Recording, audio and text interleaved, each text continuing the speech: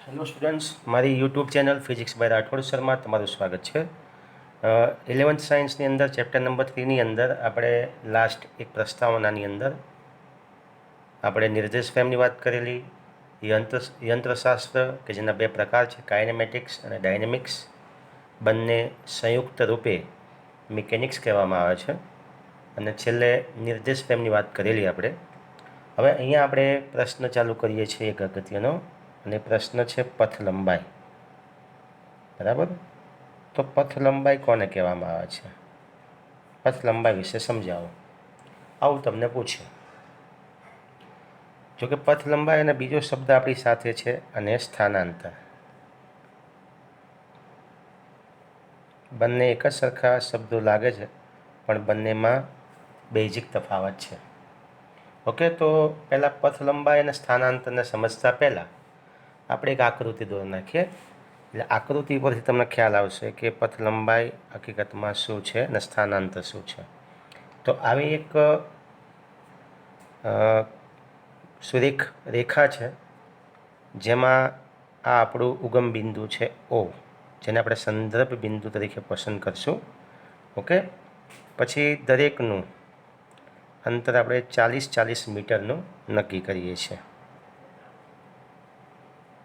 ચલો, અહીંયા 40, 80, 120, 160, 200, 240, 280, પછી 320, 360, હજુ આગળ લઈ જઈએ તો 400 સુધી. અને આ બધું અંતર શેમાં છે? તો કે મીટરમાં છે. ઓકે, એ રીતે આપણે આ બાજુ પણ લઈ લઈએ છીએ. જે ઋણ અંતરો આવશે બધા -40, -80, -120, -160. બરાબર? હવે આપણે સમજીએ આના પરથી એક કે જ્યારે આપણે ગતિ શરૂ કરીએ છીએ, ધારો કે એક કાર છે અને કાર પોતાની ગતિ શરૂ કરે છે. તો કાર પોતાની ગતિ શરૂ કરે, તો જ્યારે ગતિ શરૂ કરે છે એ વખતે સમય જે છે એ આ t=0 સમય છે. બરાબર? શૂન્ય સમય ગતિની શરૂઆત કરે છે. અને કઈ જગ્યાએ છે? તો એનું પ્રારંભિક સ્થાન શૂન્ય સમય ઉગમ બિંદુ એટલે કે x=0 મીટરના અંતરે. કઈ જગ્યાએ છે? t=0 સમયે સ્થાન ક્યાં? આ આપણું કયું સ્થાન થયું? પ્રારંભિક સ્થાન. બરાબર? x=0 મીટરના સ્થાને છે. હવે આ સમય, બરાબર, આ જે કાર છે એ જુદા જુદા સમયે અલગ અલગ બિંદુ ઉપર જાય છે. પહેલાં એક કામ કરીએ કે O બિંદુ ઉપર જે છે ત્યાંથી એ ગતિ કરી સીધી જ એ કાર ગતિ કરીને સીધી ક્યાં આવે છે? તો કે P બિંદુ પાસે આવે છે. અને બરાબર, P બિંદુ કેટલું સ્થાન દર્શાવે છે? 360 મીટરનું. પછી ત્યાંથી એ રિવર્સ આવે છે, કામ પતે છે એટલે પાછી આવે છે, અને પછી Q બિંદુ પર આવે છે. બરાબર? Q બિંદુ 240 છે. અને ત્યાંથી પછી પોતાનું કામ પૂરું કરીને R બિંદુ પર આવે છે. અને R બિંદુ શું દર્શાવે છે? -120. ઓકે, આપણે સ્થાનાંતર અને પથ લંબાઈ બંને આ ઉદાહરણથી સમજીએ. તો કાર પોતાની ગતિ શરૂ કરે છે t=0 સમયથી, x=0 મીટરના અંતરે છે, જે પ્રારંભિક સ્થાન છે. અને પછી જુદા જુદા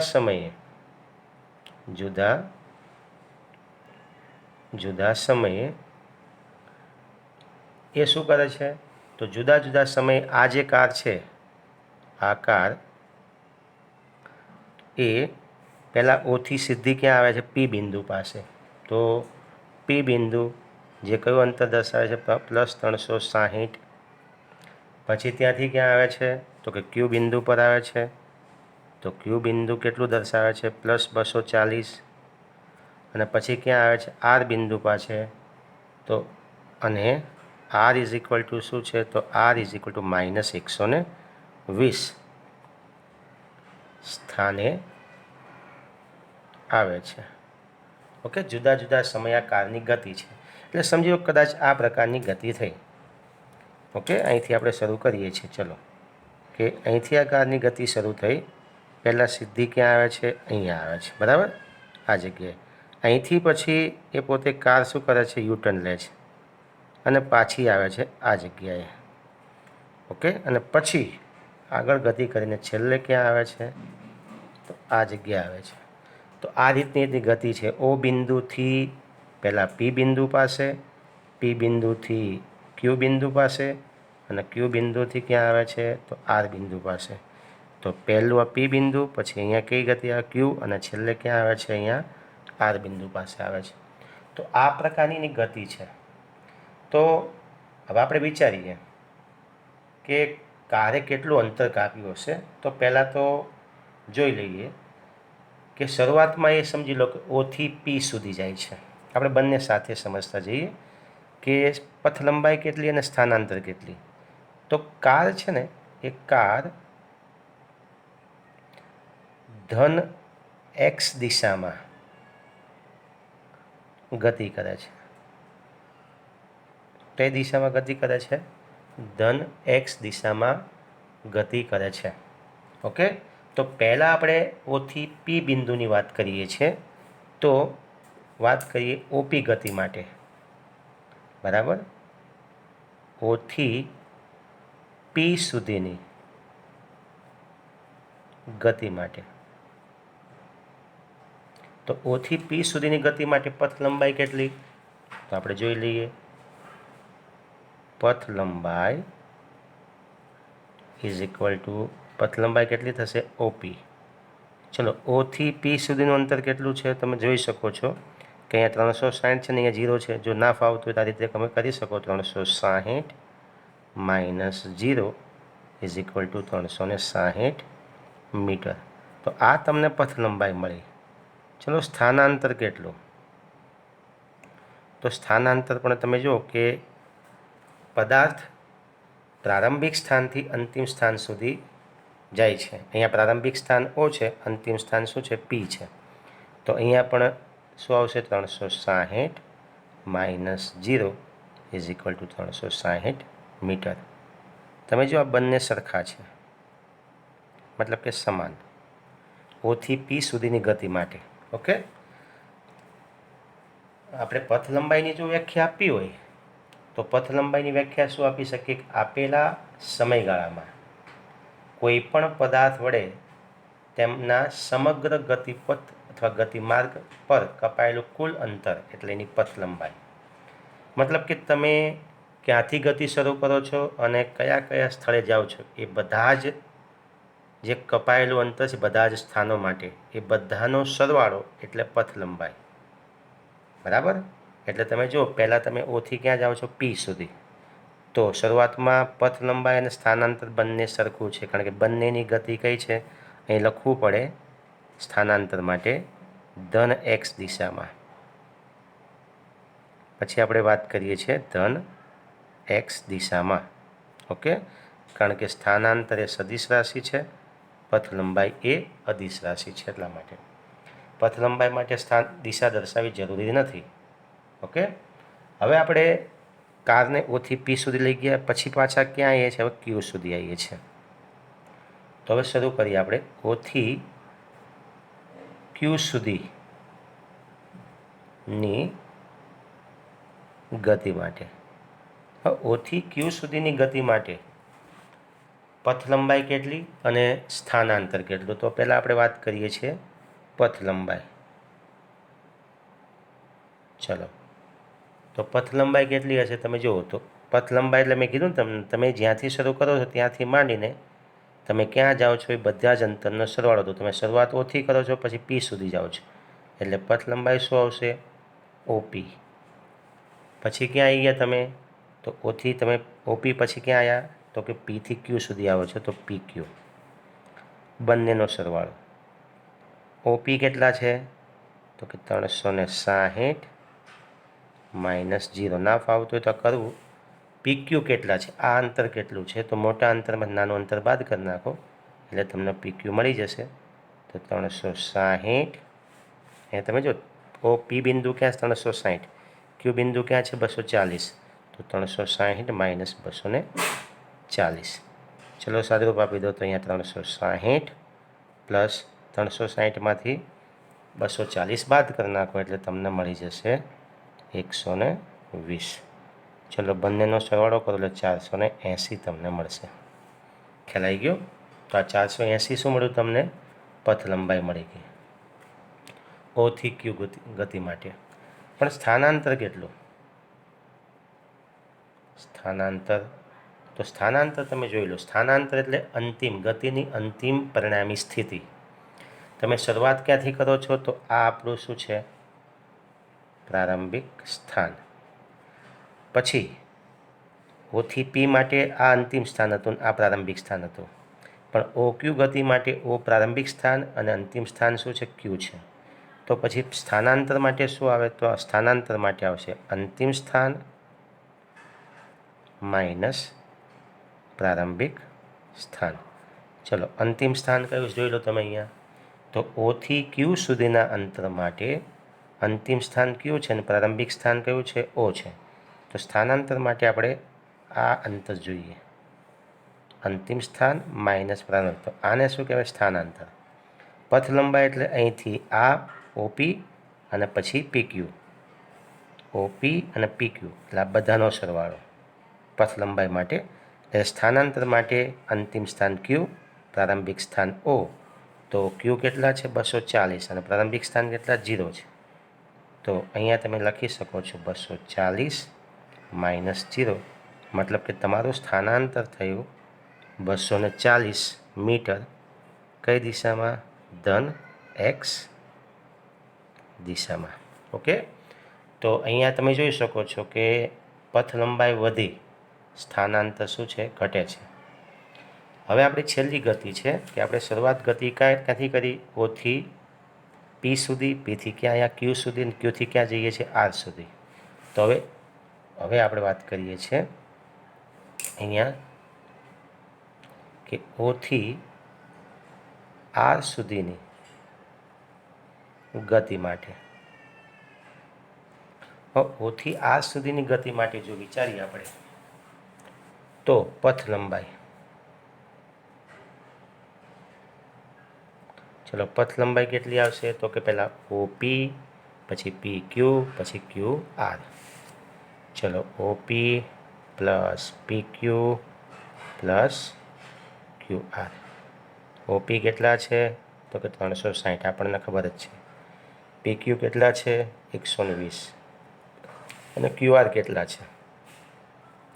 તમે જોઈ શકો ક્યુ આર કેટલું છે? તો 240 અને પછી આ બાજુ 120 બીજા. તો કેટલા આવશે? 240 પ્લસ 120. તમે એ રીતે ના ફાવતું હોય તમે આમાંથી આ બાદ કરી શકો છો. તો તમે જોઈ શકો સરવાળો જ થશે બાદ કરશો એટલે. મેં કીધું ને આ રીતે 240 માઇનસ 120. તો 360 અને 120 પ્લસ 240 એટલે આ બંનેનો સરવાળો થશે. તો 360 તમને ફરી મળશે. બરાબર. ચલો કુલ કેટલું થયું અંતર? તો તમે જોઈ શકો છો કુલ કેટલું અંતર થશે? 360 720, 720 ને 120, 720 ને 120 એટલે 840. બસ બરાબર. 720 અને 72 72 ને 12 બરાબર 840 મીટર આ પથ લંબાઈ. ચલો સ્થાનાંતરની વાત કરીએ. સ્થાનાંતર કેટલું? તો સ્થાનાંતરમાં તમે જોઈ શકો છો પ્રારંભિક સ્થાન કયું છે? ઓ છે. અંતિમ સ્થાન કયું છે? આર. અહીંયા આર અંતિમ સ્થાન છે. તો આપણે આ જ જોવાનું છે અહીં સુધી. કેટલું?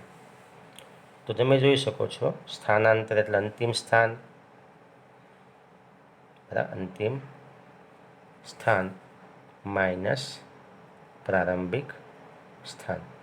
અંતિમ સ્થાન માઇનસ 120 માઇનસ 0 મતલબ કે માઇનસ 120 મીટર. કઈ દિશામાં? ઋણ એક્સ દિશામાં. તો તમે જોઈ શકો છો કે પથ લંબાઈ સતત વધતી જાય છે. પથ લંબાઈ શું થાય છે? પહેલાં કેટલી હતી? તો પહેલાં પથ લંબાઈ હતી 360 મીટર, પછી 480 મીટર, પછી 840 મીટર. જ્યારે સ્થાનાંતર પહેલાં બંને સમાન છે, અહીંયા સ્થાનાંતર ઓછું છે, મતલબ કે બંનેમાં ધન જ છે. અહીંયા સ્થાનાંતર કેવું છે? ઋણ છે. પથ લંબાઈ વધતી જાય છે અને પથ લંબાઈ ધન હોય છે. જ્યારે સ્થાનાંતર ઘટતું જાય છે, એ ધન પણ હોય, ઋણ પણ હોય. અને જો તમે અહીંયા પાછા આવ્યા હોત આ જગ્યાએ, તો તમારું પ્રારંભિક સ્થાન અંતિમ સ્થાન એક જ થઈ જાય. તો તમારી પથ લંબાઈ કેટલી થાય? OP અને PQ 360 ને 360 એટલે તમારું પથ લંબાઈ થાય 720. પણ સ્થાનાંતર કેટલું? તો અંતિમ સ્થાન અને પ્રારંભિક સ્થાન બંને એક જ છે, તો સ્થાનાંતર કેટલું મળે? તમને 0 મળે. તો બંને કિસ્સામાં તમે વિચારો, તો જો આપણે વાત કરવી હોય કે પથ લંબાઈ અને સ્થાનાંતર વચ્ચેનો ભેદ શું છે, તો તમે કહી શકો છો કે પથ લંબાઈ અને સ્થાનાંતરનો ભેદ મુખ્ય કયા કયા ભેદ છે? તો જો બંને વચ્ચેનો ભેદ આપણે લખવો હોય તો આપણે લખી શકીએ પથ લંબાઈ અને સ્થાનાંતર. તો પથ લંબાઈ એટલે શું? તો ગતિ કરતો જે કણ છે એના દ્વારા કપાયેલું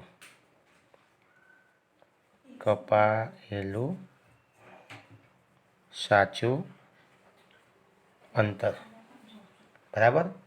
જ્યારે જો એક જ દિશામાં ગતિ ન થતી હોય તો આ તો કપાયેલું સાચું અંતર જ આપે. એક જ દિશામાં જો ગતિ થતી હોય તો પથ લંબાઈ અને સ્થાનાંતર લગભગ સમાન હોય છે. પણ જો એક જ દિશામાં ગતિ ના થતી હોય અને જો ગતિ માર્ગ બદલાતો હોય અથવા જતા હોય પાછા એ જ માર્ગે તમે પાછા આવતા હોય, તો આવા સંજોગોમાં સ્થાનાંતર સાચું અંતર દર્શાવતું નથી, બરાબર. હંમેશા શું હોય છે? તો કે ધન હોય છે. આ તમે જોયું, ધન હોય, શૂન્ય હોય કે શું હોય છે? તો કે ઋણ હોય છે. બંને હોઈ શકે, ધન, ઋણ કે શૂન્ય. કેવી રાશિ છે? તો કે સદિશ. કેવી રાશિ છે? તો કે અદિશ. સોરી, આ અદિશ છે. પથ લંબાઈ અદિશ રાશિ, જ્યારે સ્થાનાંતર શું છે? તો સ્થાનાંતર સદિશ રાશિ છે. ઓકે. બીજું, ગતિ જો થતી હોય તો પથ લંબાઈ ક્યારેય શૂન્ય હોય નહીં. યાદ રાખજો, ગતિ ચાલુ હોય તો પથ લંબાઈ, ગતિ ચાલુ હોય તો પથ લંબાઈ શૂન્ય હોઈ શકે નહીં.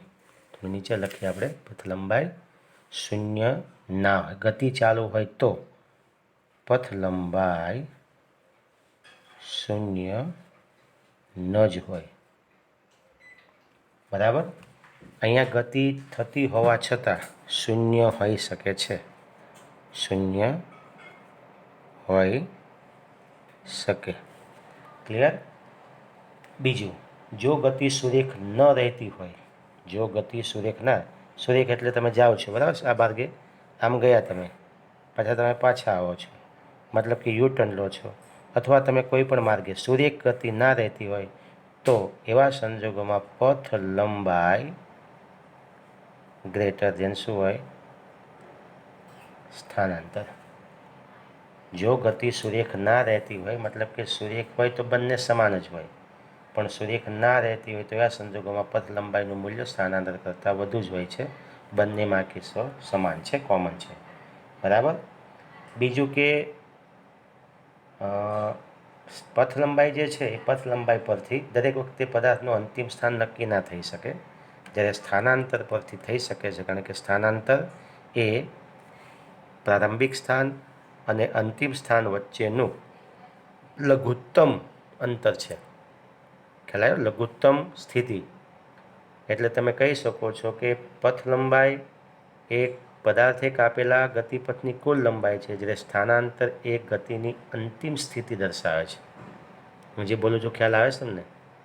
એટલે તમે સ્થાનાંતર માટે જો તમારે થોડું સમજવું હોય ને તો સ્થાનાંતરને તમે આ રીતે વિશેષ સમજી શકો છો કે સ્થાનાંતર ને જો પ્રોપર આપણે વ્યાખ્યાયિત કરવો હોય તો આપેલા સમયગાળામાં પદાર્થે ચોક્કસ દિશામાં કરેલા પદાર્થે ચોક્કસ દિશામાં સ્થાનમાં થતા ફેરફારને સ્થાનાંતર કહે છે.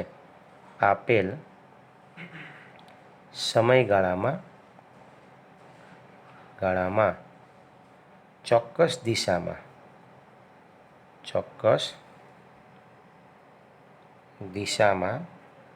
પદાર્થના સ્થાનમાં થતા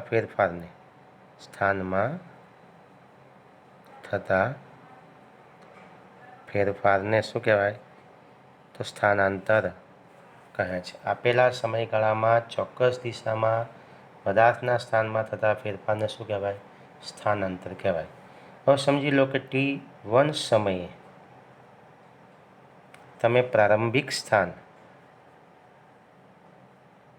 x1 પાસે છો, બરાબર, x1 પર, અને t2 સમયે તમે અંતિમ સ્થાન x2 પર પહોંચી જાઓ છો. તો તમે કેટલું સ્થાનાંતર કર્યું હશે? તો delta T is equal two t2 minus t1 સમયગાળામાં તમારું સ્થાનાંતર કેટલું? તો delta T is equal two t2 minus t1 સમયગાળામાં સ્થાનાંતર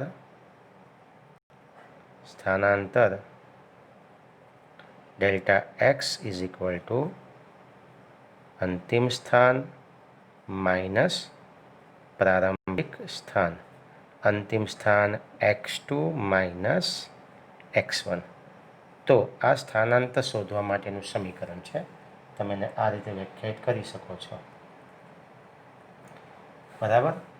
તો તમે જો દરેક કિસ્સાની અંદર સ્થાનાંતર માટે દિશા અનિવાર્ય છે, બરાબર, અને ડેલ્ટા ટી જેટલા સમયગાળામાં તમને સ્થાનાંતરનું મૂલ્ય delta x is equal two x2 minus x1 તમને મળે છે. ખ્યાલ આવી ગયો? તો આ જે સમીકરણ છે સ્થાનાંતર શોધવાનું સમીકરણ છે. હવે ક્યારેક પ્રશ્ન તમને એમ પણ પૂછી શકે કે ગતિમાન પદાર્થે કાપેલ પથ લંબાઈના સ્થાનાંતરનું મૂલ્ય સમાન હોય અને ન પણ હોય. તો હા, સમાન હોય પણ ખરું અને ન પણ હોય. જે આપણે આ કિસ્સામાં ભણી ગયા છે, તમે જોઈ શકો છો. આવો કોઈ પ્રશ્ન પૂછાય તો તમે જોઈ શકો છો કે આ ઉદાહરણ તમે લઈ લેવાનું. શરૂઆતમાં O થી P સુધીના અંતરમાં તમારી પથ લંબાઈ 360 અને સ્થાનાંતર પણ 360, તો બંને સમાન છે. તો સમાન હોઈ શકે છે. આ જ ઉદાહરણ તમે આપી શકો છો. પણ પછી સમાંતર ન પણ, એટલે સમાન ન પણ હોય તો O થી Q સુધીનું અંતર તમે જુઓ.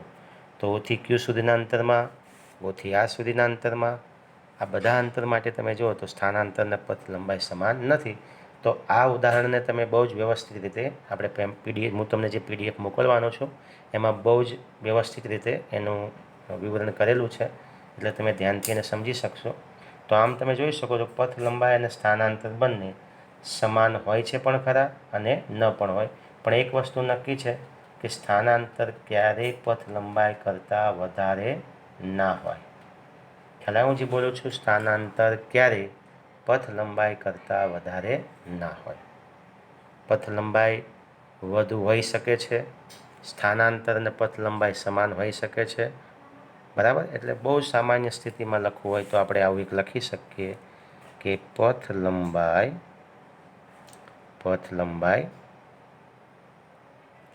Greater than or equal to સ્થાનાંતર. સમાન હોઈ શકે અથવા પથ લંબાઈ વધુ હોઈ શકે, પણ કોઈ પણ કન્ડિશનમાં પથ લંબાઈ ક્યારેય સ્થાનાંતર કરતાં ઓછી ના હોઈ શકે. આ બાબત તમે ખાસ દ્રઢ કરી લેજો અને મગજમાં એને કંઈ કે આમ બાંધી લેજો, મગજની અંદર ગાંઠ મારી દેજો કે આવી સ્થિતિ અનિવાર્ય છે. ક્લિયર? તો આ થઈ ગઈ પથ લંબાઈના સ્થાનાંતરની સમજૂતી, એની વ્યાખ્યા અને એના કેટલાક અગત્યના ભેદ જે આપણે જોયા. બંને વચ્ચે મુખ્ય તફાવત શું છે. ઓકે, તો આપણે આગળ વધીએ નવા પ્રશ્ન તરફ. પ્રશ્ન નંબર 11, સુરેખ પથ પર ગતિ કરતા કણ માટે. તો અહીંયા આપણે આલેખનો ઉપયોગ અને આલેખની અગત્યતા અને એની કેટલીક લાક્ષણિકતાનો અભ્યાસ આપણે આ પ્રશ્નમાં કરવાનો છે. તો સુરેખ પથ પર ગતિ કરતા કણ માટે આપણે જે આલેખનો અભ્યાસ કરવાનો છે એ આલેખ છે એક્સ વિરુદ્ધ ટીનો આલેખ, મતલબ કે સ્થાન વિરુદ્ધ સમયનો આલેખ. કયો આલેખ છે? સ્થાન વિરુદ્ધ સમયનો આલેખ. તો આ આલેખની કેટલીક અગત્યની લાક્ષણિકતાઓ આપણે ચર્ચીએ. તમે જો આલેખ એક એવી વસ્તુ છે ને કે જેનાથી તમે કેટલીક બાબતોનું બહુ સરળતાથી વિશ્લેષણ અને નિરૂપણ કરી શકો છો આલેખ ઉપર. તો એક આલેખ એક પાવરફુલ ટૂલ્સ કહેવાય કે જે તમને સરળતાથી માહિતી પણ આપે છે અને આલેખ ઉપરથી તમે કોઈ પણ માહિતીનું વિશ્લેષણ સરળતાથી કરી શકો છો. તો આલેખ દ્વારા તમે જે સુરેખ પથ પર થતી જે ગતિ છે એનું નિરૂપણ અલગ અલગ રીતે કરી શકો છો. અહીંયા આપણી પાસે 4 પ્રકારની સ્થિતિ છે અને 4 પ્રકારના આપણે આલેખો દર્શાવી શકીએ છીએ. એમાં પહેલી કન્ડિશન છે કે જો પદાર્થ સ્થિર હોય તો એના માટે કેવા પ્રકારનો આલેખ હશે? તો આપણે ધન એક્સ દિશા એ આપણી સુરેખ ગતિની દિશા છે, બરાબર. અને આ એક આલેખ દોરવા માટેની કાર્ટેશિયન આમ પદ્ધતિ એક્સ અને આ વાય. એક્સ અક્ષ ઉપર આપણે અંતર દર્શાવીએ છીએ, મતલબ કે એક્સ અક્ષ જે છે એના ઉપર સમય, એટલે અહીંયા સમય ટી છે આ જે સેકન્ડમાં છે, ઓકે, આ દિશામાં. અને આમ ઉપર જે છે એ શું દર્શાવે છે? એક્સ, બરાબર, જે મીટરમાં છે, ઓકે. અહીંયા આપણું ઉગમ બિંદુ છે અને અહીંયા આપણે પછી સમય દર્શાવીએ છીએ 10, 20, 30, 40, 50. અહીંયા આપણું અંતર છે પહેલાં 20, પછી 40, બરાબર, અને પછી આગળ 40, તો અહીંયા 60. હવે આવો આલેખ છે તમારી પાસે. તો તમે જોઈ શકો આલેખ ઉપરથી કે સુરેખ પથ પર થતી ગતિ એક્સ અક્ષ ઉપર આપણે દર્શાવી છે અને સમય માત્ર એક્સ અક્ષ ઉપર આપણે સમય દર્શાવ્યો છે. સમય કઈ રીતે બદલાય છે એ સમયનું સ્થાન આપણે દર્શાવ્યું છે, બરાબર. તો એનો આલેખ એક્સ વિરુદ્ધ ટીનો આલેખ આપણને અહીં આપેલો છે. એક્સ વિરુદ્ધ ટીનો, અહીંયા વાય દર્શાવો કે ના દર્શાવો ચાલે, ડાયરેક્ટ તમે લખી શકો છો સ્થાન વિરુદ્ધ સમયનો આલેખ. તો સુરેખ પથ પર થતી જે ગતિ છે એ ગતિને એક્સ અક્ષ પર લેવામાં આવે તો સમય સાથે એક્સ યામ પણ બદલાય છે, બરાબર. હવે તમે જોઈ શકો છો અહીંયા આલેખ એ સમય અક્ષને સમાંતર છે. જો પદાર્થ સ્થિર હોય તો તમે જોઈ શકો છો અંતર કયું છે? 0 સમયે એક્સ 10 સેકન્ડે ક્યાં છે તમે? તો કે 40. તમે જોઈ શકો છો અહીંયા 20 સેકન્ડે પણ તમે કયા સ્થાને છો? 40. 30 સેકન્ડે 40, 40 સેકન્ડે 40. તો આમ તમે જોઈ શકો છો કે તમારો આલેખ એ સમય અક્ષને સમાંતર, મતલબ કે સમય બદલાય છે પણ તમારા સ્થાનમાં કોઈ ફેરફાર થતો નથી. તો આવો જો કોઈ આલેખ મળે કે જે આલેખ સમય અક્ષને સમાંતર હોય ત્યારે સમજવું કે પદાર્થ શું છે? સ્થિર હોય છે. હું કયા આલેખની વાત કરું છું? સ્થાન વિરુદ્ધ સમયના આલેખની વાત કરું છું કે જો સ્થાન વિરુદ્ધ સમયનો આલેખ, સ્થાન વિરુદ્ધ સમયનો આલેખ સમય અક્ષને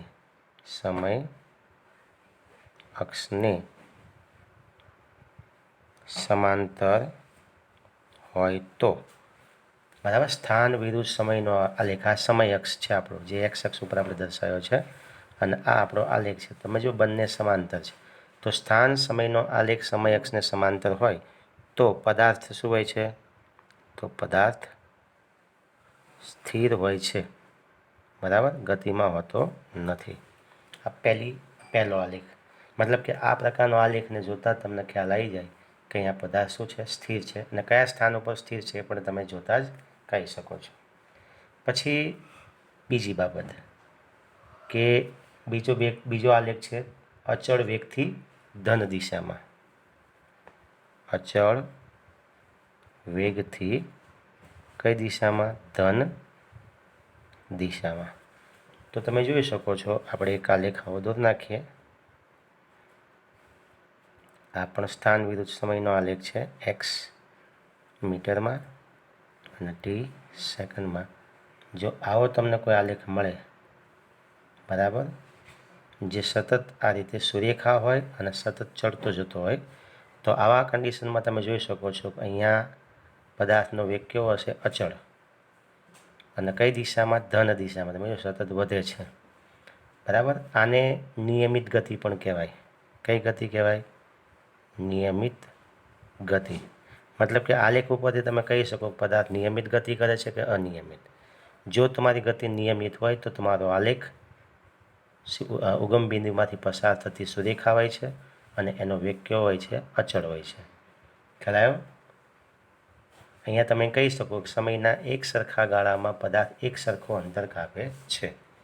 તો આ આકૃતિ બી ઉપરથી તમે કહી શકો કે અચળ વેગથી ધન એક્સ દિશામાં ગતિ કરે છે. બીજી જો સ્થિતિ આપણે વિચારવી હોય આમાં ત્રીજી સ્થિતિ કે અચળ વેગ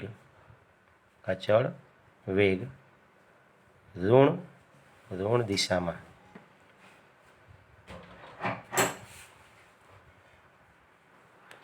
તો હવે અહીંયા તમે જુઓ કે અચળ વેગ ઋણ દિશામાં, આ પણ નિયમિત ગતિ છે. તો એનો આલેખ તમને કેવો મળે? તો સેમ આ જ રીતનો આલેખ મળશે.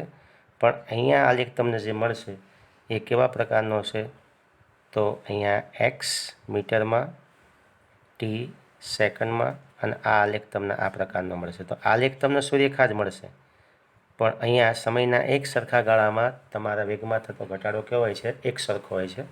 તો સમયના એક સરખા ગાળામાં એક સરખું અંતર કપાતું હોય તો તમને આ પ્રકારનો આલેખ મળે. ત્યાં વેગ અચળ હોય છે. અહીંયા સમયના એક સરખા ગાળામાં જો ઘટાડો થતો વેગમાં, તો આ પ્રકારનો આલેખ થાય. ત્રીજું, જો તમે જુદા જુદા સમયગાળામાં જુદું જુદું અંતર કાપો છો, તો એ ચોથા નંબરનો આલેખ છે, જે અનિયમિત ગતિ માટે છે. અનિયમિત ગતિ. ઓકે. અનિયમિત ગતિમાં કેવું હોય કે તમે જુદા જુદા સમયગાળામાં જો જુદું જુદું અંતર કાપતા હોય, તો આવા સંજોગોમાં તમારો આલેખ કેવા પ્રકારનો હોય છે? તો આ પ્રકારનો હોઈ શકે, બરાબર, જેમાં કોઈ પણ જગ્યાએ આલેખ સુરેખા હોતો નથી. તો આવો તમે આલેખ જુઓ તો આ આલેખ શું છે? અનિયમિત ગતિ દર્શાવે છે. તો આ આલેખની સમજૂતી હતી.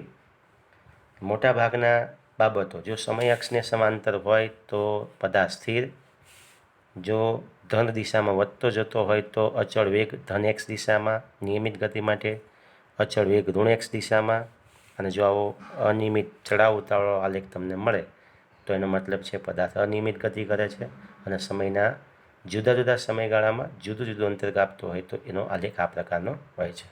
ઓકે. તો મળીએ નેક્સ્ટ લેક્ચરમાં. આવજો. જય ભારત, જય હિન્દ.